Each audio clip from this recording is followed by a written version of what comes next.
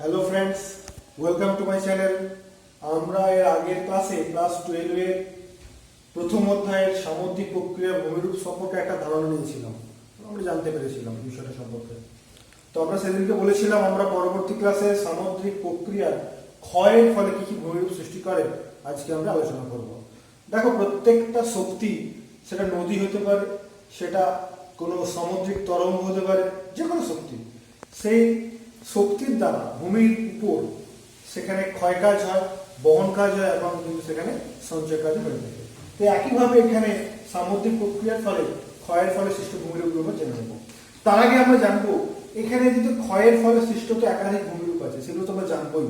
তার আগে এই প্রক্রিয়াগুলো কি আমরা জেনে নেবো, কিভাবে এখানে সমুদ্র ক্ষয় কাজগুলো করে থাকে, সেই প্রক্রিয়াগুলো আমরা জেনে নেব।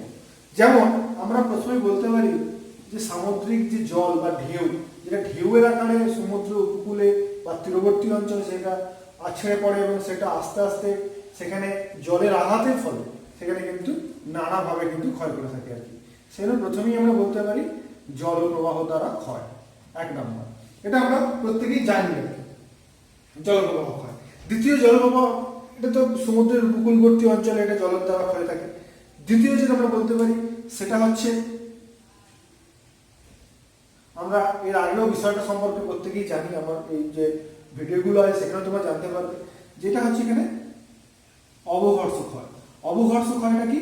অবঘর্ষ ক্ষয়টা হচ্ছে সমুদ্রের জলের দ্বারা বাহিত নুড়ি বা পাথর দ্বারা যখন সমুদ্রের তলদেশ বা উপকূল ভাগ যখন ক্ষতিগ্রস্ত বা ক্ষয় পাবে বালির আঘাতে বা নুড়ির আঘাতে, তখন সেই ক্ষয়কে আমরা বলবো অবঘর্ষ ক্ষয়।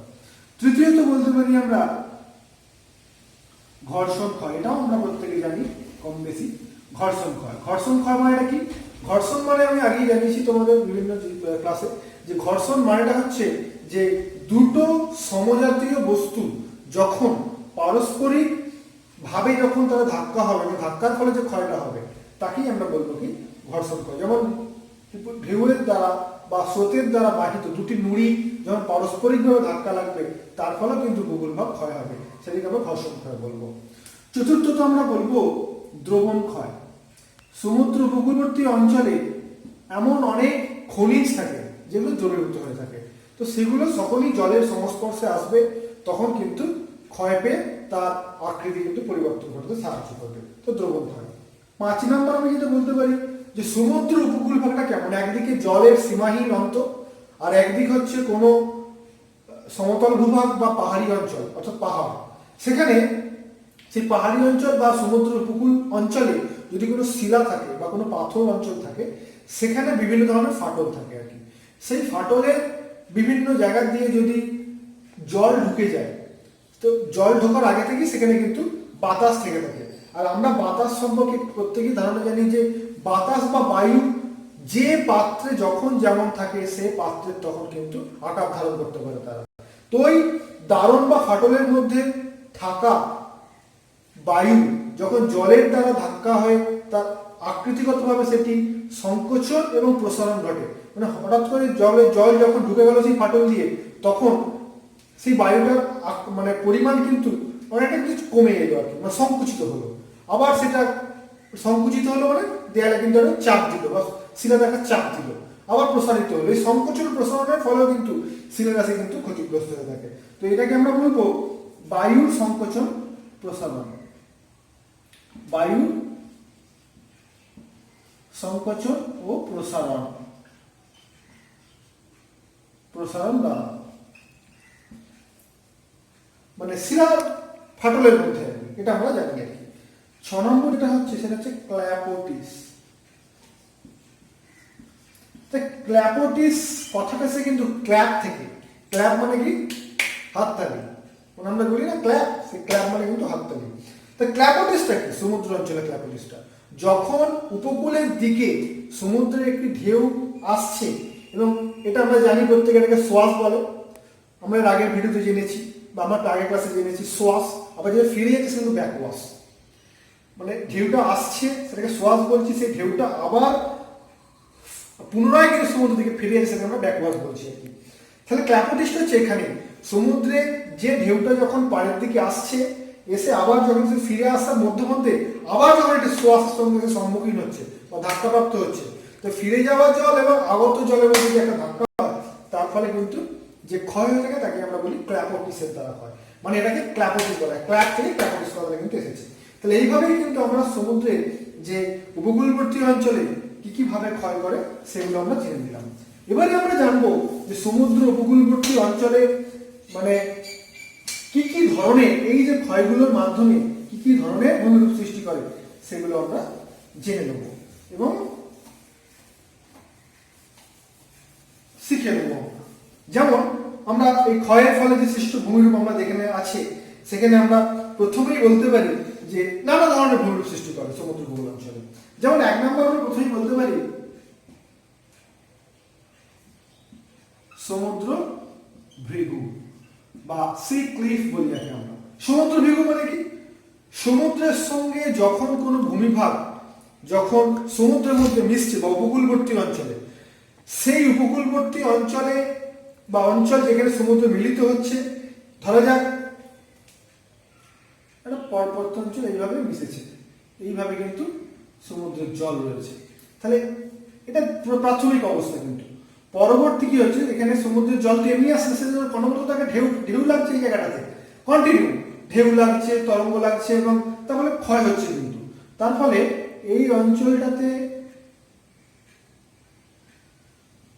এটা কিন্তু ক্ষয় হয়ে গেছে। কিন্তু এটা আমাদের মাথায় রাখতে হবে। এই জায়গাটা কিন্তু এখানে যেমন স্ট্রেট ছিল, এটা ঢালু একই ভাবে একমত ভাবে নেমেছে, এখানে কোনো একটা সমতল ভাব ছিল, কিন্তু এই জায়গাটা জলের আঘাতের ফলে কিন্তু একটা এখানে কিন্তু ক্ষয়প্রাপ্ত হয়েছে। তাহলে এই খাঁজ অংশটিকে আমরা বলতে পারি যে সমুদ্র ভৃগু হিসাবে বলতে পারি। এটা আমাদের বিভিন্ন স্থানে মানে সমুদ্র উপকূল যেখানেই আছে এবং সেখানে শিলাস্থান অবস্থান করছে, সমস্ত জায়গাতে কিন্তু এই টাইপের ভূমিরূপ আমরা দেখতে পাবো। অর্থাৎ যদি এরকম ভূমিরূপ থাকে তার পরবর্তীতে কিন্তু এরকম হয় সৃষ্টি হবে, তখন এটিকে আমরা বলবো সমুদ্র ভৃগু। এই সমুদ্র ভৃগু মোটামুটি ভাবে সর্বত্রই অবস্থান করে, তবে এই সমুদ্র ভৃগুর আকৃতি সব জায়গায় সমান থাকে না। এটি সবসময় এর শিলার মানে ধরন কেমন এবং শিলা প্রকৃতি কেমন তার উপর নির্ভর করে। ধরা যাক যদি কোনো ব্যাসল্ট শিলা থাকে তাহলে অতটা বেশি ওখানে মোটামুটি খাওয়া থাকে আর কি, সেখানে অতটা বেশি বেন্ডিং হয় না, যেহেতু ক্ষয় প্রতিরোধকারী একটি শিলা আর কি। যদি সেখানে পর্লিক শিলা থেকে থাকে তাহলে কিন্তু সেখানে কিন্তু অবশ্যই, বা নরম শিলা থেকে থাকে তুলনামূলকভাবে, তাহলে সেখানে কিন্তু একটু এই টাইপের ভূমিরূপ আমরা দেখতে পাই আর কি। তো সমুদ্র ভৃগু হচ্ছে এই টাইপের একটা ভূমিরূপ যেটা আমাদের ক্ষয়ের ফলে সৃষ্টি হয়ে থাকে। 2 নম্বরে হয়ে থাকে সেটি আমরা দেখতে পাবো হচ্ছে তরঙ্গ কর্তৃত মঞ্চ। তরঙ্গ কর্তৃত মঞ্চ। মঞ্চ কথাটার সঙ্গে কিন্তু আমরা প্রত্যেকেই কিন্তু পরিচিত। মঞ্চ মানে কি? আমরা যখন কোনো প্রোগ্রাম দেখি, আমরা যেখানে বসে থাকি সিটের উপর মানে সিটে বসে থাকি, তার উপরে একটা সমতল অংশকে যেখানে পারফর্ম করে সেই স্থানটাকে আমরা কিন্তু মঞ্চ বলে থাকি। তাহলে তরঙ্গ কর্তৃত মঞ্চটা কি? তরঙ্গ কর্তৃত মঞ্চ মানে সমুদ্র ধরো এই স্থলভাগ এইভাবে আস্তে আস্তে নেমে এইভাবে গিয়ে নেমে এইভাবে এখানে সমুদ্র আছে। তাহলে এই যে স্থানটি সমতল অংশ কিভাবে সৃষ্টি হয় সেটা আমি আগেই বলেছি, জলের দ্বারা, তরঙ্গের দ্বারা। সেটা আমরা আগেই জেনেছি যে ক্ষয়, ঘর্ষণ ক্ষয়, অবঘর্ষণ ক্ষয়, জলের আঘাতের ফলে নানাভাবে কিন্তু তরঙ্গের দ্বারা ভূমি বা আমাদের সমুদ্র উপকূল ভাগ দীর্ঘদিন ধরে ক্ষয় পেয়ে পেয়ে পেয়ে পেয়ে পেয়ে এবং সেখানে বিভিন্ন মানে ক্ষয়ের মাধ্যমে যে এরকম একটা সমতল অংশ কিন্তু সৃষ্টি করে। মানে ঢেউটা আসছে কন্টিনিউ এই স্থান থেকে, সেই ঢেউ আসার ফলে এই জায়গায় কিন্তু একটা সমতল ভূভাগ সৃষ্টি করে থাকে। তখনই সেটিকে আমরা বলে থাকি যে তরঙ্গ কর্তৃত মঞ্চ। এই তরঙ্গ কর্তৃত মঞ্চ 3টে হতে পারে, মানে একটি সমুদ্র উপকূল কর্তৃত 2-3টে হতে পারে। যেমন আমরা প্রথমেই বলতে পারি 1 নম্বর হচ্ছে উচ্চ জোয়ার। উচ্চ জোয়ার অঞ্চলে মানে যেখানে মানে ম্যাক্সিমাম মানে সর্বাধিক সমুদ্রের যে জলটা উপরে উঠতে পারে সেই স্থানে কিন্তু ক্ষয়ের ফলে উচ্চ জোয়ার মঞ্চ দেখতে পারি, সমুদ্রের জল যেখানে সর্বাধিক উঠতে পারে আর কি। 2 নম্বর হচ্ছে নিম্ন জোয়ার অঞ্চল। নিম্ন জোয়ার অঞ্চল মানে সমুদ্রের জল সর্বাধিক যেখানে সব থেকে নেমে থাকে সেই জায়গাটা কিন্তু ক্ষয়ের ফলে এরকম ভাবে কিন্তু ভূমিরূপ দেখতে পাওয়া যায় একদম নিচের দিকে আর কি। আর 3 নম্বর দেখতে পাই জোয়ার মধ্যবর্তী। দুটোর মাঝামাঝি তো অবস্থানে আসবেই বা আসেই, সেই মধ্যবর্তী মানে উচ্চ জোয়ার এবং নিম্ন জোয়ারের মধ্যবর্তী স্থানে বেশিরভাগটা সময় কিন্তু জোয়ারের জলের ফলে বা সমুদ্রের জলের দ্বারা ক্ষয়ের ফলে বা কর্তৃত্ব হয়ে মানে কর্তৃত্ব মানে কেটে যাওয়া বা ক্ষয় পেয়ে যাবে, সেখানে কিন্তু নানা রকম ভূমিরূপ সৃষ্টি করে থাকে এরকম টাইপের। তখনই সেদিকে আমরা বলতে পারি যে তরঙ্গ কর্তৃত্ব মঞ্চ। এটা আমরা প্রত্যেকেই মাথায় রাখবো। তৃতীয়ত আমরা ক্ষয়ের ফলে যেটা দেখতে পাই সেটা কিন্তু হচ্ছে ব্লো হোল।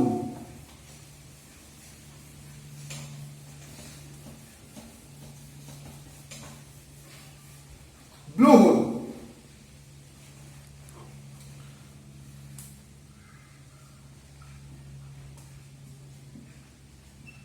আচ্ছা, ব্লো হোল কথাটার মানে কি? ব্লো মানে হচ্ছে একটা কিছু প্রবাহ, হোল মানে কিন্তু গর্ত। সমুদ্র উপকূলবর্তী অঞ্চলে ধরা যাক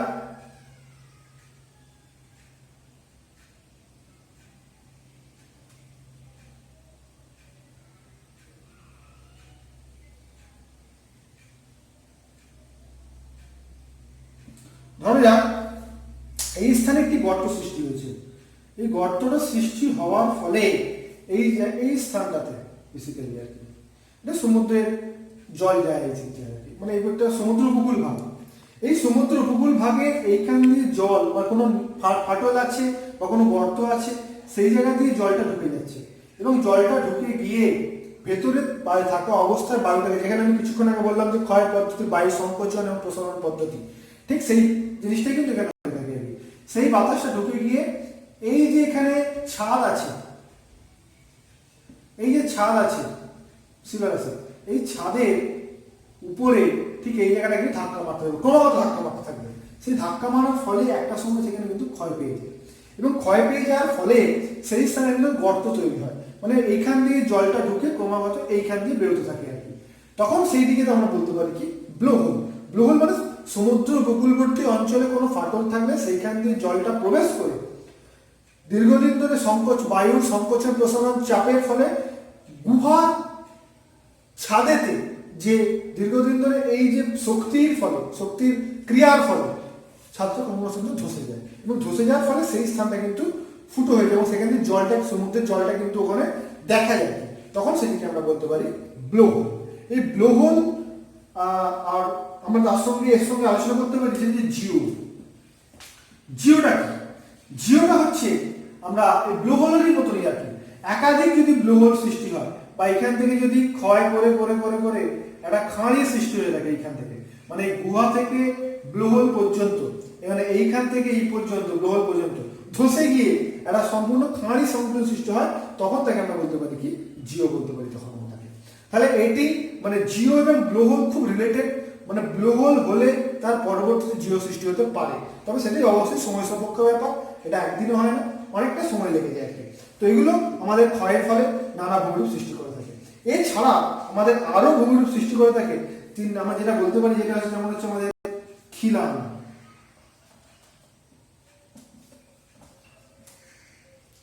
খিলান মানে প্রত্যেকেই আমরা জানি, ধরা যাক এটা হচ্ছে সমুদ্রের মধ্যে কোনো একটি স্থলভাগের অংশ যখন সমুদ্রের দিকে এগিয়ে যায়, এগিয়ে গিয়ে অংশ গিয়ে ধরা যাক এই স্থানটাতে এটা বিচ্ছিন্ন হয়ে গেছে, তখন এটি একটি অংশ আমরা ভালোভাবে বলতে পারি, তাহলে দেখা যাবে সমুদ্রের মধ্যে মানে স্থলভাগের অংশটা যখন সমুদ্রের দিকে অগ্রসর থাকে, সেই অগ্রসর ভাগে যখন বিচ্ছিন্ন অংশটা মানে মাঝখানটা জলের আঘাতের ফলে যখন ক্ষয়ে যায় এবং সেটি প্রাকৃতিক সেতুর মতন বা এটি আর্চের মতন অবস্থান করে, তখন তাকে আমরা বলতে পারি কি খিলান। তাহলে এটা কিন্তু সমুদ্রের মধ্যেই দেখা যায় এবং সেটা সমুদ্রের মধ্যে স্থলভাগটা নামলে তবে কিন্তু সৃষ্টি হতে পারে, তবে এটা ক্ষয়ের ফলে সৃষ্টি হতে পারে, মানে জলের ক্রমাগত আঘাতের ফলে। এই যে খিলান থেকে কিন্তু যেটা আমাদের 6 নম্বর বিষয়টা দেখতে পাই আমরা, সেটা হচ্ছে স্ট্যাক। এই যে খিলানটা আছে, এই খিলানের একটি অংশ যখন বিচ্ছিন্ন হয়ে যায়, ভেঙে যায় এবং একটি দণ্ডাকারে যখন একটা স্তম্ভের মতন অবস্থান করে তখন তাকে আমরা বলতে পারি কি স্ট্যাক বলতে পারি। তাহলে খিলানটা ভেঙে গেলে কিন্তু তার একটা স্তম্ভকে আমরা বলতে পারি স্ট্যাক। 7 নাম্বার বলতে পারি আমরা স্ট্যাম্প কি। স্ট্যাম্পটা কি? স্ট্যাক আর স্ট্যাম্প খুব খুব কাছাকাছি আছে। এই যে স্ট্যাকের কিছু মানে স্ট্যাক হচ্ছে জলতলের ওপরও কিছুটা অংশ শিলা থাকে আর কি। তার ফলে এই জায়গাতে সমুদ্রের জল ক্ষয় করতে করতে করতে এটিও এক সময় আর থাকে না এবং এটি সমুদ্রের জলতলের সঙ্গেই যে শিলাটা অবস্থান করে তখন তাকে আমরা বলতে পারি কি স্ট্যাম্প। তখন এটি কিন্তু স্ট্যাম্প হয়ে যাবে। এরকম ভাবে কিন্তু আমরা সমুদ্রে বা সামুদ্রিক বিভিন্ন প্রক্রিয়ার দ্বারা নানা রূপ কিন্তু ক্ষয়ের ফলে কিন্তু এরকম একাধিক ভূমিরূপ আমরা দেখতে পাই। তো এগুলো সম্পর্কে আমরা পরীক্ষায় এরকম ডিরেক্ট কোশ্চেন আসতে পারে যে সমুদ্রের ক্ষয়ের ফলে বিভিন্ন ভূমিরূপগুলি আলোচনা করো বা সমুদ্রের ক্ষয়ের প্রক্রিয়াগুলো তোমরা বলো। এগুলো তোমরা তোমাদের পরীক্ষায় থাকতে পারে এবং এগুলো নিয়ে তোমরা যথেষ্ট ভালোভাবে পড়বে এবং ছবিগুলো প্রত্যেকটা দেওয়ার চেষ্টা করবে, উদাহরণ দেবে, এইভাবে তোমরা তৈরি করবে। আগামী ক্লাসে আমরা ক্ষয়ের ফলে আজকে আমরা জানলাম, আগামী ক্লাসে আমরা সঞ্চয়ের ফলে কি কি ভূমিরূপ সৃষ্টি হয় সেগুলো জানবো। তার সঙ্গে কিন্তু উপকূলগুলো কি কি আছে, সমুদ্র উপকূলগুলো সেগুলো কিন্তু জেনে নেবো কিন্তু। আজকের যদি তোমাদের কোনো এই বিষয়ে যদি প্রশ্ন থেকে থাকে তাহলে আমাকে তোমরা অবশ্যই কমেন্ট বক্সে জানাও। আর আজকের পরে যদি ভালো লেগে থাকে তাহলে তোমরা লাইক করো, শেয়ার করো এবং চ্যানেলটি সাবস্ক্রাইব করো।